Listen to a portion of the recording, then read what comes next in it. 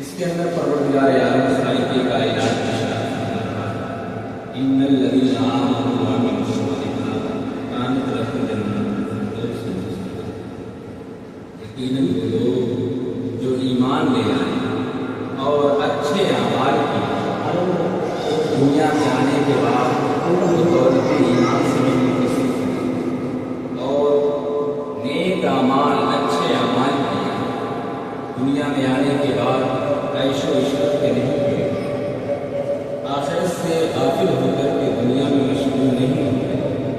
فرائض و واجبات کی تکمیل کرتے ہیں اور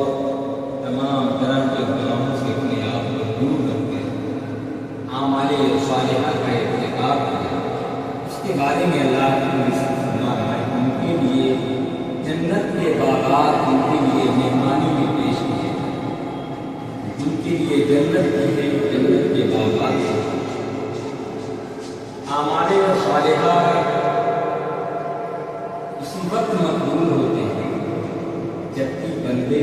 ایمان اس لیے اللہ رب العزت سے پہلے ایمان کا ذکر یقیناً وہ لوگ جو ایمان لائے اور اس کے بعد اچھے اعمال اعمال کی قبولیت کے لیے تو ضروری ہے کہ اس کا ایمان اور اگر ایمان صحیح نہیں ہے تو اس کا عمل کسی کام کا نہیں۔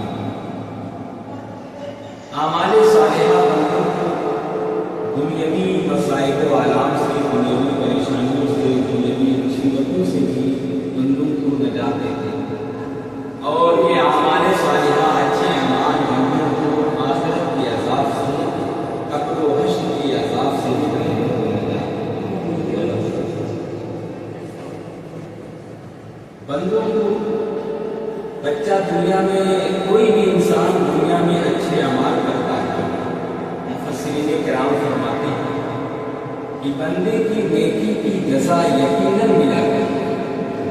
بندے کی جو بھی نیکی ہوتی ہے، جو بندہ ثواب کا کام کرتا ہے، نیکی کا کام کرتا ہے،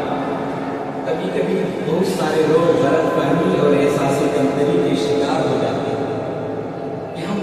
نمازیں پڑھتے ہیں، دعائیں کرتے ہیں، اس کے بعد بھی ہم پریشانیوں میں گرفتار رہتے ہیں، مصیبتوں میں گرفتار رہتے ہیں، ہماری دعا اللہ کی بارگاہ میں قبول نہیں ہوتی۔ تفسیرات احمدیہ کے اندر مشہور مصنف حضرت مولا احمد جیون، جو حضرت اورنگزیب عالمگیر علیہ رضوان کے دور حکومت میں تھے، جن کے عالم دین تھے، جن کی تعظیم خود حضرت اورنگزیب عالمگیر فرمایا کی عالم دین، اور انہیں کی سرپرستی میں فتاوی عالمگیری ہے مرتب، انہیں کی کتاب ہے تفسیرات احمدیہ۔ اس کے اندر آپ فرماتے ہیں کہ اعمال صالحہ کا بدلہ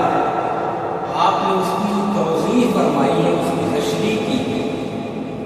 کہ کبھی ایسا ہوتا ہے کہ بندہ جو نیک اعمال کرتا ہے اور بندہ دعائیں کرتا ہے، تو کبھی کبھی بندے کی دعا کا اثر جو وہ مانگ رہا ہے وہی مل جائے، اور کبھی دعا کی قبولیت کا مطلب یہ ہے کہ بندے کے اوپر جو مصیبتیں بعد میں آنے والی ہیں، اس دعا کی برکت سے، نیک عمل کی برکت سے وہ مصیبت ٹل جائے۔ اور تیسرا مفہوم آپ یہ بیان فرماتے ہیں کہ آخرت کے عذاب کے بدلے میں، قبر و حشر کے عذاب کے مقابلے میں دنیا کی پریشانی اور دنیا کی مصیبت کوئی حیثیت نہیں کرتی۔ تو کبھی ایسا ہوتا ہے کہ بندے کے حق میں آخرت کا عذاب زیادہ نفع بخش ہوتا ہے، اس کے اعمال کو دیکھتے ہوئے اس کی دعا جو قبول ہوتی ہے، اس کی آخرت کے حق میں قبول ہوتی ہے، کہ اس دعا کی برکت سے، نیک عمل کی برکت سے وہ قبر کے عذاب سے محفوظ رہے گا اور عذاب حشر سے بھی وہ محفوظ و معمول۔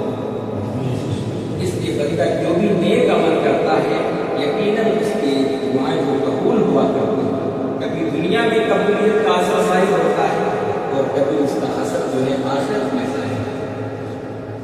ساتھ ریاض الصالحین ایک مشہور کتاب ہے جو مدارس اسلامیہ کے اندر پڑھائی جاتی ہے۔ حضور سرور کائنات صلی اللہ علیہ وسلم اپنے جانثار صحابہ کے درمیان جمع فرمائے، اور سرکار فرماتے ہیں کہ بنی اسرائیل میں 3 شخص تھے جو تجارت کے غرض سے سفر کر رہے تھے،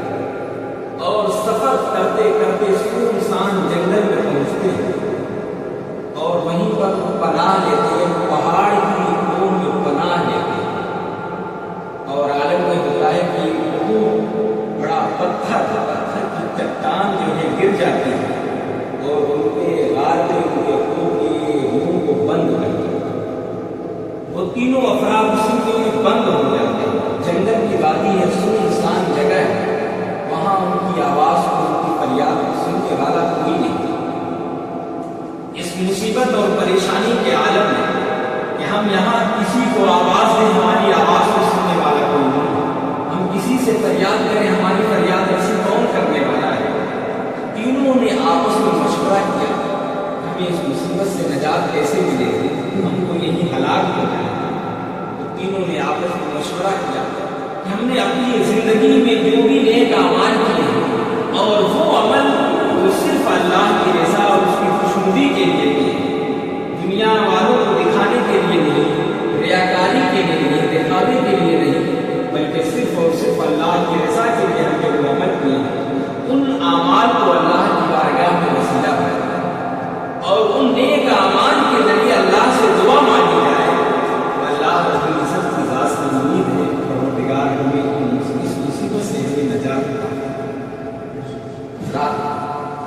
ان میں سے پہلا شخص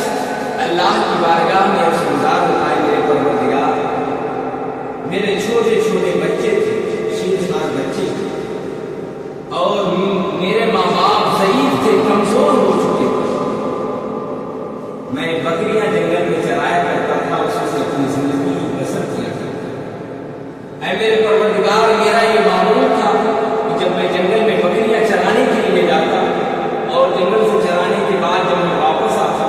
بکریوں کا دودھ دوں گا تو سب سے پہلے میں اپنے بوڑھے ماں باپ کے ضعیف ماں باپ کو دودھ کا پیالہ پیش کرتا۔ لیکن ایک مرتبہ جو میں جنگل میں بکریاں چرانے کے لیے گیا، واپسی میں کافی دیر ہو گئی، تاخیر ہو گئی، رات ہو گئی۔ جب میں بکریوں کا دودھ دوں اور پیالے میں لے کر اپنے والدین کے سامنے حاصل ہوا، میرے ماں باپ سو چکے، میں دودھ کا پیالہ لے کر اپنے ماں باپ کے سامنے گیا، میرے ماں باپ سو چکے تھے اور میرے بچے بھوک سے تڑپ رہے تھے، لیکن میں نے اپنی زندگی کے معمول کے خلاف نہیں کیا۔ میرے بچے میرے قدموں پر زاروں قطار ہو رہے تھے، بھوک سے تڑپ رہے تھے، بلک رہے تھے، لیکن میں نے اپنے بچوں کو دودھ نہیں پلایا۔ میں پوری رات دودھ کا پیالہ لے کر کے اپنے ضعیف ماں باپ کے سامنے کھڑا رہا۔ جب صبح کا نمودار ہوتی ہے، فجر کی اذان کا وقت قریب آتا ہے، والدین بیدار ہوتے ہیں، میں نے دودھ کا پیالہ ان کے سامنے پیش کیا، انہوں نے اس کو تناول فرمایا۔ اے میرے پروردگار میں نے یہ عمل تیری رضا اور خوشنودی کے لیے کیا، اگر یہ عمل تیری بارگاہ میں قبول ہے تو ہمارے اس عمل کی وجہ سے ہمیں اس مصیبت سے نجات عطا فرما دے۔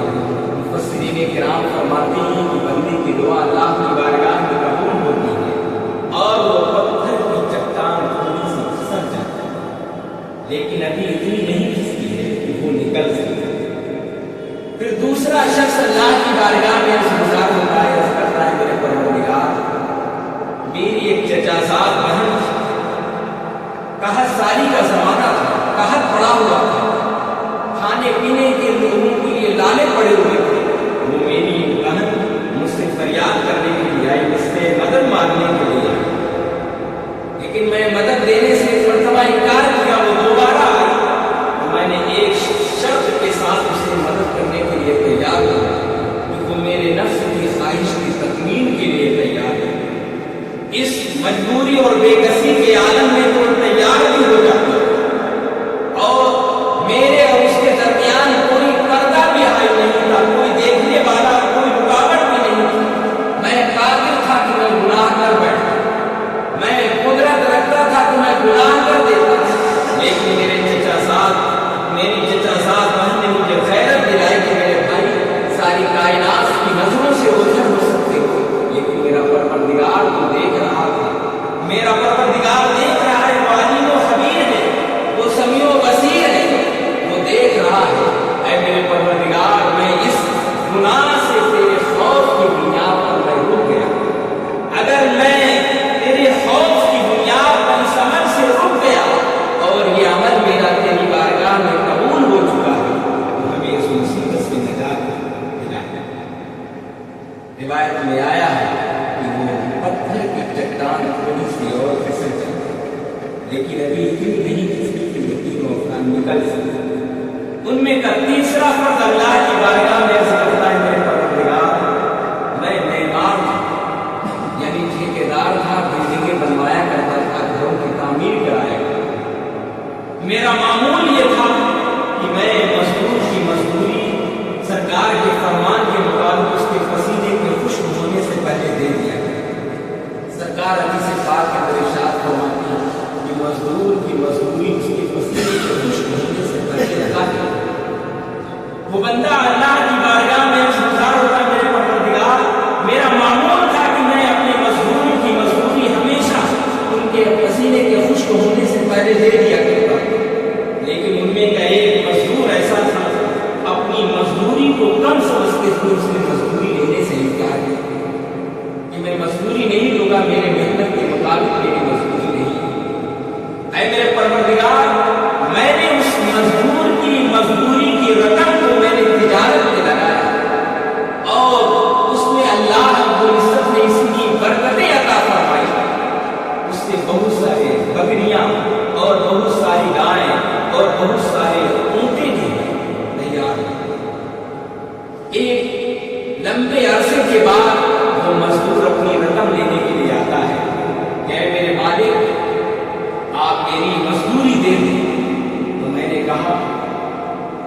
کہ اللہ کے بندے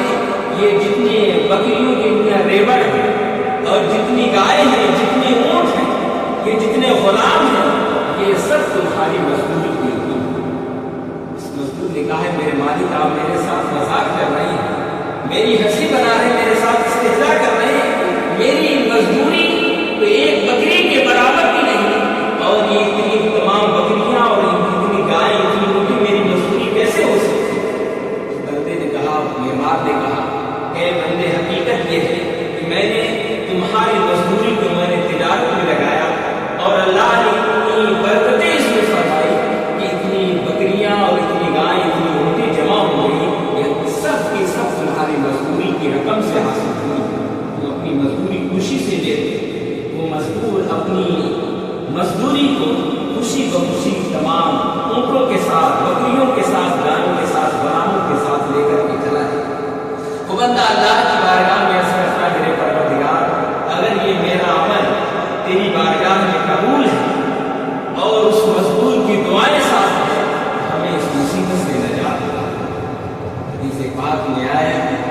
اس معمار کی دعا اللہ کی بارگاہ میں قبول ہوتی ہے اور پتھر کی چٹان پھسل جاتی ہے اور یہ تینوں افراد امن و سلامتی کے ساتھ باہر نکل آتے ہیں اور انہیں مصیبت سے نجات ملتی ہے. تو بندے کو کا عمل رائے گا نہیں جاتا کبھی اس کا عمل اس کی نیکیاں اس کی دعائیں دنیا کی مصیبتوں سے نجات دیتی ہیں اور اگر دنیاوی مصیبت سے نجات نہیں مل رہی ہے یقیناً اس عمل سے اس نیکی سے اس کو آخرت میں یقیناً نجات. اور یہ بڑے ہی افسوس کی بات ہے کہ جناب جہانگیر خان صاحب ان کا انتقال حدیث پاک میں آیا کچھ افراد وہ ہوتے ہیں جو شہید حقیقی ہوا کرتے ہیں. شہید حقیقی وہ لوگ ہوتے ہیں جو اعلاء کلمۃ الحق کے لیے اللہ کے دین کی سربلندی کے لیے اپنی جان کو اللہ کی راہ میں قربان کر دیتے ہیں. شہید حقیقی کا حکم یہ ہے کہ جس حال میں اس کو شہید کیا گیا اسی حال میں اس کو دفن کر دیا نہ اسے غسل دیا جائے نہ اسے کفن دیا جائے بلکہ اسی حال میں اسے دفن کر دیا جائے اور قیامت کے دن وہ شہید بھی میدان محشر میں اسی حال میں اٹھایا جائے. لیکن حدیث پاک میں آیا کچھ افراد ہوں جو شہید حکمی کے درجے میں آتے ہیں. شہید حکمی کے لیے کہ اس کو غسل اور کفن تو دیا جائے لیکن اس کو درجہ جو اس کو مقام شہید حکمی کا شہید حقیقی کا دیا جائے اس کو ثواب عطا کیا. انہیں میں سے وہ عورت بھی شہید حکمی میں شامل ہوتی ہے جو بچے کی پیدائش میں جو ہے انتقال کرتے ہیں اس کا مقام بھی شہید حکمی میں آتا ہے. اللہ رب العزت سے دعا ہے کہ مولا کریم اس کو اس مقام کی وجہ سے اور بچے کی ولادت کی وجہ سے اللہ رب العزت اس کے تمام گناہوں کو